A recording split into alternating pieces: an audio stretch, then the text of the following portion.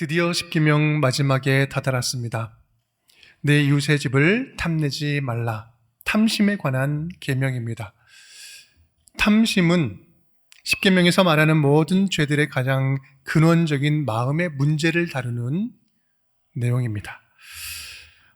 오늘은 이 탐심이라는 것을 통해서 우리에게 보여주시는 하나님의 마음을 헤아리고 또 주님 주시는 메시지를 듣는 시간이 되었으면 좋겠습니다. 탐심은 좀 두 종류로 나눠서 먼저 좀 이해를 해볼 텐데요. 첫 번째는 지나치게 탐하는 끝없는 욕망을 말합니다. 계속해서 탐하고 탐하는 끝없는 욕망이다. 성경에 이 탐심을 이야기하는 대표적인 예가 있다면 누가복음 12장 이야기, 어리석은 부자 이야기가 있을 겁니다. 심중에 생각하여 이르되 내가 곡식을 쌓아둘 곳이 없으니 어찌할까 하고 또 이르되 내가 이렇게 하리라 내 곡간을 헐고 더 크게 짓고 내 모든 곡식과 물건을 더 거기에 쌓아두리라. 또 내가 내 영혼에게 이르되 영혼아 여러 해 쓸 물건이 많이 쌓아두었으니 평안히 쉬고 먹고 마시고 즐거워하자 하리라. 이제 계속해서 쌓고 더 쌓고 창고 곡간을 더 열어서 더 쌓고 막 그러는 거예요. 그때 하나님이 말씀하시죠. 누가복음 12장 20절 말씀 함께 읽겠습니다. 하나님은 이르시되 어리석은 자야 오늘 밤에 내 영혼을 도로 찾으리니 그러면 내 준비한 것이 누구의 것이 되겠느냐 하셨으니. 세상에서 계속해서 쌓아 올리는 그 욕심, 이것들은 아무리 쌓아도 영원하지 않은 헛된 욕망이다라고 이야기를 하죠. 그래서 15절 이 이야기의 서두에 명백하게 그 주제를 이야기하고 시작을 합니다. 그들에게 이르시되 어떻게 하라? 삼가 모든 탐심을 물리치라. 사람의 생명이 그 소유에 넉넉한 데 있지 아니하니라 하시고 탐심을 물리쳐라 라고 이야기합니다. 또 다른 탐심의 의미가 있는데 그것은 부당하게 남의 소유를 탐하는 마음입니다. 남의 것을 탐하는 마음이죠. 성경에 나타나는 대표적인 예로 들 수 있다면 그것은 열왕기상 21장에 있는 아합과 이세벨의 이야기를 볼 수 있습니다. 아합이라는 왕은, 이스라엘 왕은 자기 왕궁 옆에 있는 나봇의 포도원을 탐냅니다. 자기 것으로 삼고 싶어 하죠. 그래서 나봇에게 팔라고 하는데 나봇이 팔지를 않아요. 왜요? 하나님께서 주신 이 조상의 지계표를 마음대로 옮기는 것은 이건 율법에 어긋나는 것입니다 라고 이야기를 하죠. 이러한 내용에 아합이 많이 마음 힘들어하니까 아합의 아내 이세벨이 어떻게 일처리를 합니까? 나봇에게 거짓 누명을 씌워서 사람들로 하여금 돌로 쳐서 죽이게 하죠. 그래서 빼앗습니다. 여러분, 탐심이 무서운 건요, 그저 그냥 탐내는 정도, 그 마음의 정도에서 끝나지 않는다는 거예요. 백이면 백, 심각한 범죄의 행위로 이어진다는 점입니다. 아합의 경우만 봐도요, 탐심으로 시작된 범죄가 어떻게 됩니까? 10계명의 6계명, 살인범죄, 그리고 8계명인 도둑질, 9계명인 거짓 증거, 이 모든 죄악을 세트로 함께 범하게 만들어였어요. 여러분, 탐심은요, 그런 면에서 모든 죄악의 근본적인 뿌리가 되는 마음이다라고 볼 수 있습니다. 그런 이유로 성경은 탐심을 다음과 같이 명백하게 규정하고 있어요. 그러므로 땅에 있는 지체를 죽이라. 곧 음란과 부정과 사욕과 악한 정욕과 탐심이니 다 함께 탐심은 우상 숭배이니라. 뭐라고요? 우상 숭배다. 우상 숭배다. 음행과 온갖 더러운 것과 탐욕은 너희 중에서 그 이름조차도 부르지 말라. 이는 성도에게 마땅한 바니라. 누추함과 어리석은 말이나 희롱의 말이 마땅치 아니하니 오히려 감사하는 말을 하라. 너희도 정녕 이것을 알거니와 음행하는 자나 더러운 자나 다 함께 탐하는 자 곧 우상 숭배자는 다 그리스도와 하나님의 나라에서 기업을 얻지 못하려니. 아멘. 탐하는 자를 뭐라고 이야기해요? 우상숭배자라고 이야기합니다. 탐심이 우상숭배라고 하는 것은 자기를 신으로 삼는 마음이기 때문에 그래요. 이 골로새서 3장 19절은 이렇게 이야기합니다. 그들의 마침은 멸망이요 그들의 신은 뭐라고요? 배다. 무슨 말이냐면 내 배 불리는 것이 신이라는 거예요. 내가 신이라는 거예요. 성경의 많은 곳에서는 이 탐심 때문에 넘어진 자들의 이야기를 보여주고 있습니다. 롯의 아내는 탐심 때문에 뒤를 돌아보다가 소금기둥이 되었죠. 아간은 어떻습니까? 아간은 탐심으로 그 물건, 그 전리품을 훔치다가 민족 전체를 위기에 빠뜨리게 됩니다. 엘리의 아들들은 그 재물을 탐해서 하나님께 진노를 얻게 되죠. 다윗도 탐심으로 밧세바를 범하는 죄를 저질렀고 아나니아 삽비라도 탐심으로 물건을 자기 소유를 숨겼다가 탐심 때문에 무서운 즉결 심판을 받게 됩니다.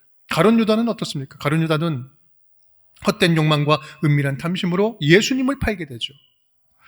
가만 보면 드러나는 모양은 다 각각 달랐어도 그들의 마음 근원에는 뭐가 있었다? 탐심이 있었다는 거예요. 여러분, 우리는요, 무방비로 아무 생각 없이 가만히 있으면 나도 모르는 사이에 탐심의 노예가 되어버립니다. 성령님의 다스림을 벗어나면 금세 탐욕이 몰려와요. 그렇다면 우리는 그런 탐심을 어떻게 우리 안에서 물리칠 수 있을까요? 먼저 우리는 이 탐심이 가지고 있는 근본적인 속성을 온전히 제대로 이해할 때 거기서부터 탐심에서 벗어날 수 있는 방법을 찾아낼 수 있을 겁니다. 오늘은 크게 탐심의 두 가지 큰 속성을 살펴보면서 좀 해법을 찾아보려고 합니다. 첫 번째는요, 탐심의 근본적인 속성은 함께 따라하겠습니다. 감사를 잃어버린 영적인 질병입니다. 감사를 잃어버린 영적인 질병입니다. 감사를 잃어버린 영적인 질병이다. 탐심이라는 것은요, 인간이라면 응당 가질 수 있는 정상적인 마음의 상태, 그 이상의 병든 마음의 상태라는 거예요. 계속해서 뭔가를 채우려고 하는 이 비정상적인 갈급함은 마음의 공허함과 결핍 때문이죠. 이 파스칼의 유명한 말이 있죠. 모든 사람들의 마음 속에는 하나님이 만드신 빈 공간이 있는데 그것은 다른 어떤 것으로 피조물로 채울 수 없고 오직 하나님만이 채울 수 있다라고 이야기를 했죠. 그것처럼 그런 결핍과 공허함이라는 것은요, 심각한 영적인 문제라는 겁니다. 여러분, 우리는요, 하나님의 자녀로서 이미 많은 것을 받았어요. 비록 넉넉하지는 않아도 어느 정도의 물질도 있고 나름 소유도 있지요. 우리 모두는 알몸으로 태어나서 옷 한 벌은 건졌지 않습니까? 우리는 가족도 있고요, 예배 드릴 만큼 건강도 있고요. 아직까지 굶어 죽지 않았다는 것은 지금 최소한의 일용할 양식을 우리는 가지고 있다는 것을 의미하기도 합니다.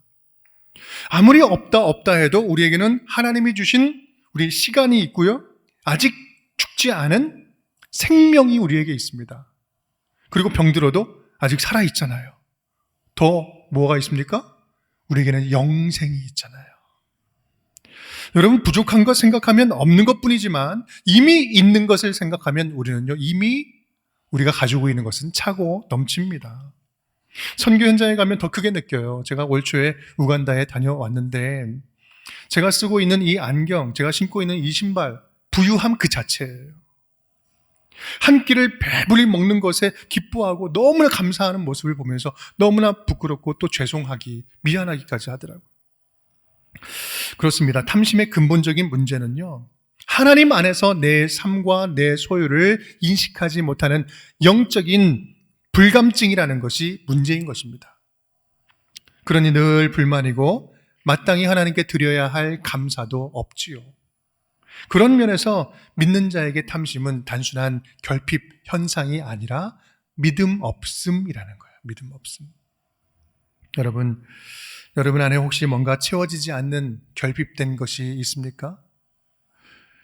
그것이 물질이 되었던, 갖고 싶은 물건이 되었던, 누군가에게 인정받고 싶은 욕망이 되었던, 여러분, 그런 것이 자기 스스로 안에 있는 것이 보인다면 우리에게는요, 이미 있는 것들에 대한 감사가 먼저 회복될 수 있기를 간절히 바랍니다.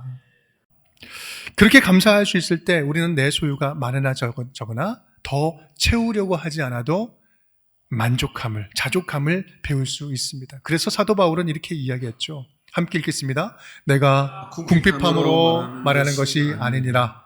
어떠한 형편에든지 나는 자족하기를 배웠노니 나는 비천에 처할 줄도 알고 풍부에 처할 줄도 알아. 모든 일 곧 배부름과 배고픔과 풍부와 궁핍에도 처할 줄 아는 일체의 비결을 배워노라. 아멘. 아멘. 사랑하는 여러분, 이미 우리가 받은 것들 안에는요, 우리가 알지 못하는 하나님의 선한 계획, 선한 뜻이 담겨져 있는 줄 믿습니다. 이 말은 동시에 지금 우리에게 없는 것에 대한 의미도 우리가 알 필요가 있다는 거예요. 우리는 하나님이 아직 우리에게 허락하지 않으신 것들에 대해서 그 의미를 발견해 나가는 그 과정, 하나님이 왜 주시지 않았는지를 더 깊이 알아가는 과정을 통해서 성숙한 믿음으로 자라갈 수 있는 것입니다. 간절히 바라기는 오늘 우리 안에 있는 이 탐심을 통해서 오히려 이미 주어진 것들에 대한 감사를 회복하고 어떤 상황 속에서도 주 안에서 만족할 줄 아는 우리 성숙한 믿음의 사람들 다 되시기를 주님의 이름으로 축복합니다. 두 번째, 우리 탐심의 또 다른 속성이 있습니다. 함께 읽겠습니다. 자기 만족에만 눈이 먼 이기적인 욕망입니다. 자기 만족에만 초점이 있어요. 탐심은 말 그대로 탐욕스러운 소유욕을 말합니다. 문제는 절대로 가질 수 없고 가져서는 안 되는 타인의 소유를 빼앗으려고 하는 욕망이기 때문에 문제가 되는 거예요. 오늘 본문은 이 소유격이 계속해서 반복적으로 등장하고 있습니다. 내 이웃의 집을 탐내지 말라. 내 이웃의 아내나 그의 남종이나 그의 여종이나 그의 소나 그의 낙이나 물은 내 이웃의 소유를 탐내지 말라. 우리는 탐내는 내용을 좀 더 많이 집중하고는 하는데 그것도 중요하지만 더 중요한 것은 반복적으로 드러나고 있는 이 소유격의 표현입니다. 무엇을 탐내지 말라? 이웃의, 남의 것을 탐내지 말라는 거예요. 절대 넘지 말아야 할 선을 넘지 말아라. 이 탐심이 위험한 것은 하나님이 넘지 말라고 한 그 선을 넘게 하기 때문에 문제가 되는 것입니다.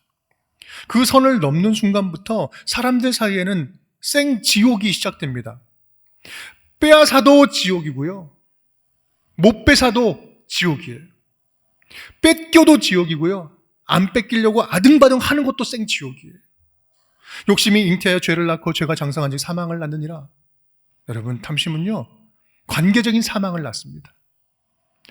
청교도 설교가 홉킨스라는 분은요, 탐심에 대해서 이렇게 설교를 했습니다. 탐심이 행동으로 범죄하기까지 한 네 단계가 진행이 되는데 첫 번째는 생각이라는 거예요. 머릿속에 쓱 스치고 지나가는 생각으로부터 시작을 하는 거예요. 탐심이 생기는 거예요. 둘째 단계는 쾌락을 즐기는 마음의 단계인데 그 생각이 마음으로 자리하게 되는 거죠. 쾌락을 즐깁니다. 이미 마음에서 소유하기 시작해요. 문제는 이 마음에 들어오는 순간 이거는 점점 계속해서 더 큰 갈증을 일으킨다는 거예요. 세 번째는 뭡니까? 그 마음이 의지로 이어져요. 그래서 한번 해볼까? 행동으로 옮기려고 하는 그러한 유혹이 시작되는 거예요. 네 번째 단계는 자기 합리화를 시도합니다. 한 번쯤은 괜찮을 거야. 보니까 다른 사람들 다 하고 있는 것 같네? 나도 이 정도면 충분히 자격이 있어. 이 정도는 뭐 큰 문제가 될 거야? 아니야, 안 될 거야. 아무도 모를 거야. 그렇게 해서 자기 합리화를 하게 되죠. 자기 합리화는 시간이 갈수록 더 분명해집니다. 처음에는 스쳐 지나가는 생각이 지나지 않지만 마음과 의지와 행동에 불이 붙어서 결국은 내가 탐욕의 노예가 되고 그때부터는요, 다른 이에게 깊은 상처와 또 돌이킬 수 없는 파멸을 안겨주게 됩니다. 여러분, 대표적인 것이 간음 아닙니까? 관계의 완전한 파괴를 가져오죠. 그런 면에서 탐심은 관계적인 사망을 가져옵니다. 여러분, 이타적인 탐심이라는 말 들어보셨어요?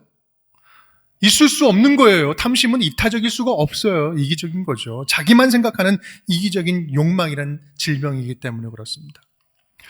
그렇다면 이러한 이기적인 질병을 우리는 어떻게 극복할 수 있을까? 성경에 그 처방전이 있습니다. 성경 말씀 우리 함께 읽어보겠습니다. 위의 것을 생각하고 땅의 것을 생각하지 말라. 내 마음을 주의 증거들에게 향하게 하시고 탐욕으로 향하지 말게 하소서. 어떤 자는 종일토록 탐하기만 하나 의인은 아끼지 아니하고 베푸느니라. 아멘. 이 세 말씀의 공통점이 좀 보이십니까? 좀 내용은 조금 다르지만 공통점이 있어요. 그것은 바로 하나같이 이 탐심을 덮어내는 또 다른 것들을 말씀하고 있다는 거예요. 아래 것이 아니라, 땅의 것이 아니라 위의 것을 생각하고 탐욕으로 향하지 않게 하시고 주의 증거들을 향하게 하시고 어떤 사람은 종일토록 탐하지만 베풀어라. 여러분, 탐심이라는 것은요, 일종의 욕심이죠. 그런데 이 욕심은 엄밀히 말하면 인간이 지니고 있는 지극히 자연스러운 마음의 습성이요. 욕심 자체가 절대로 나쁜 것이 아닙니다. 오히려 인간은 욕심이라는 것을 통해서 뭔가를 성취하고 이루어내죠. 우리 인류의 문명과 편리함도 결국은 건강한 욕심이 만들어낸 작품들 아닙니까? 욕심은 그 자체로 결코 나쁜 것이 아니에요. 다만 그 욕심이 어디를 향하고 있는가, 그 욕심의 방향이 어디인지가 중요한 거죠. 더러운 탐심은 이기적인 내 안의 욕망으로 향하고, 거룩한 욕심은 하늘에 계신 하나님께 향하게 돼 있어요. 성경은 말씀합니다. 네 안에 탐심이 일어나거든 더 큰 선한 욕심으로 선한 욕심이 내 안에서 불타게 해라. 내 안에 탐심이 일어나거든 더 선한 욕심이 네 안에서 불타게 해라.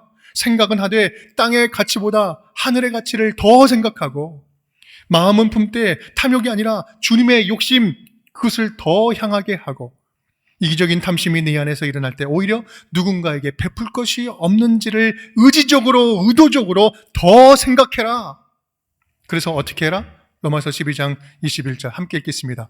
악에게 굴복하지 말고 선으로서 악을 이겨내십시오. 아멘. 내 안에 있는 선으로 악을 이겨내십시오. 아주 의지적이고 의도적인 선한 열심과 거룩한 욕심을 강조하고 있어요. 오히려 베풀어주는 선한 마음으로 탐욕을 덮어내봐라. 여러분, 이것이 말은 쉽지만 정말 가능한 일일까요? 물론 쉽지 않죠. 하지만 그럼에도 불구하고 하나님께서 우리에게 당당하게 이렇게 하라고 말씀하시는 이유는 무엇일까요? 그것은 우리가 예수 그리스도를 믿는 하나님의 자녀라면 충분히 그렇게 살 수 있기 때문에 그렇습니다. 그렇게 살 수 있는 존재이기 때문에 주님께서는 당당하게 말씀 주시는 거예요. 우리의 마음의 주인은 누굽니까? 너희 안에 이 마음을 품으라 곧 예수 그리스도의 마음이니, 우리가 예수를 믿어 구원받은 하나님의 자녀라면 우리의 심장에 누구의 심장이 이식되었어요? 바로 예수 그리스도의 심장이요. 우리가 예수님께 우리의 마음을 내어 맡길 때 누가 우리를 통해서, 우리 마음을 통해서 일하십니까? 예수 그리스도요. 예수님께서 우리 마음을 통해서 주님 마음 부어주셔서 행하게 하시죠. 하나님을 알지 못하고 죽어가는 생명을 살리기 위해서 십자가에서 자신의 모든 것을 다 드리시면까지 구원하신 십자가의 희생적인 사랑, 내가 살리고야 말겠다고 품으신 거룩한 사랑의 열정, 여러분, 그것이 우리 안에 지금 살아있는 예수 그리스도의 마음 아닙니까? 우리가 그 예수님을 제대로 주인으로 모시고 살아간다면 우리는 예수님의 선하신 능력, 거룩한 마음으로, 거룩한 열정과 욕심으로 우리 안에 더럽고 추악한 마음들, 탐심을 이기면서 살아갈 수 있다라는 말씀입니다. 그래서 이 말씀이 우리에게 가능한 거예요. 에베소 5장 3절 4절 말씀 우리 함께 읽겠습니다. 음행과 온갖 더러운 것과 탐욕은 너희 중에서 그 이름조차도 부르지 말라. 이는 성도에게 마땅한 바니라. 누추함과 어리석은 말이나 희롱의 말이 마땅치 아니하니 오히려 감사하는 말을 하라. 아멘. 오히려 감사하는 말로 채워라. 사랑하는 나의 자녀들아, 이렇게 살아가는 것이 충분히 가능하단다. 거룩한 욕심으로 더러운 탐심을 덮어내라. 네 안에 계신 예수 그리스도의 마음으로 내 속에 있는 악을 이겨내라. 너는 할 수 있다. 왜? 네 안에 예수 그리스도가 살아 계시기 때문에. 여러분, 우리가 이런 영적인 원리를 안다면 우리에게 발생되는 이 여러 가지 문제를 바라보는 관점이 180도 달라질 수 있습니다. 우리가 느끼는 결핍은요, 뭔가로 채워서 사라지는 것이 아니라 감사함으로 사라질 수 있다는 거예요. 우리가 느끼는 마음의 공허함은 뭔가를 소유함으로 채워질 수 있는 것이 아니라 오히려 나눔으로 채워질 수 있다는 사실입니다. 우리 안에 스스로 해결되지 않는 이 이기심과 탐심의 문제는 오히려 하나님이 기뻐하시는 나눔과 섬김의 삶을 통하여서 다스리고 통제받을 수 있다라는 말씀입니다. 그래서 깨닫게 되는 진리의 말씀, 사도행전 말씀 다 함께 읽겠습니다. 또 주 예수께서 친히 말씀하신 바 주는 것이 받는 것보다 복이 있다 하심을 기억하여야 할지니라. 아멘. 아멘. 아멘. 사랑하는 여러분, 오늘 말씀이 저와 여러분으로 하여금 이전보다 훨씬 더 적극적인 믿음의 소유자요, 선한 욕심과 거룩한 욕심을 품고 살아가는 자녀 되게 하시기를 주님의 이름으로 축복합니다. 남의 것을 탐내지 않을 뿐만 아니라 지금 내게 주어진 것, 이미 주신 것에 감사할 줄 알고,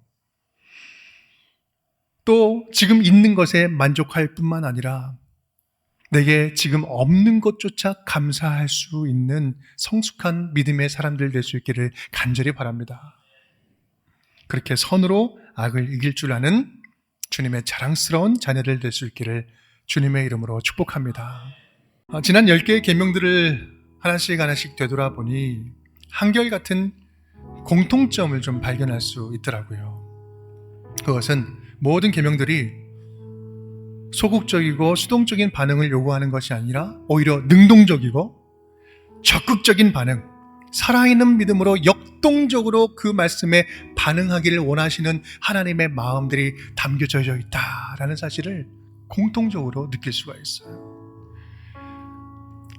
제목만 기억해도 우리가 좀 이해될 수 있을 것 같은데 한번 돌아볼까요? 첫 번째 계명, 너는 나 외에는 다른 신들을 내게 두지 말지니라. 나와 주님 사이에 어떤 것도 가리지 않고 주만 바라보기를 원한다. 나만 바라보기를 원한다. 적극적으로 주님을 찾고 섬기기를 바라는 마음이죠. 두 번째 계명에서는요, 우상 숭배하지 말아라. 우상 숭배 안 하는 정도로 만족하는 것이 아니라 주님만 더 열정적으로 예배하는 예배자가 되자라는 말씀. 우리 세 번째, 주의 이름에 담긴 경외함. 내 이름을 망령되게 일컫지 말라. 그 이름에 담겨져 있는 경외함을 생각하면서 주님만을 정말 경외하는 삶을 살아가자. 네 번째, 안식일을 기억하여 거룩하게 지켜라. 안식일을 주일을 그냥 지키는 정도로 만족하는 것이 아니라 주님 곁에 어디에 있든지 항상 주님 곁에 머물기를 원한다. 내 곁에 항상 머물기를. 다섯 번째, 내 부모를 공경하라. 부모를 통해서 생명의 근원을 향한 적극적인 사랑과 섬김을 살아가자. 여섯 번째, 살인하지 말라. 살인하지 않는 것으로 만족하는 그 신앙생활이 아니라 적극적으로 사람을 살리는 자로 살자. 살려내는 사람으로 살아가자.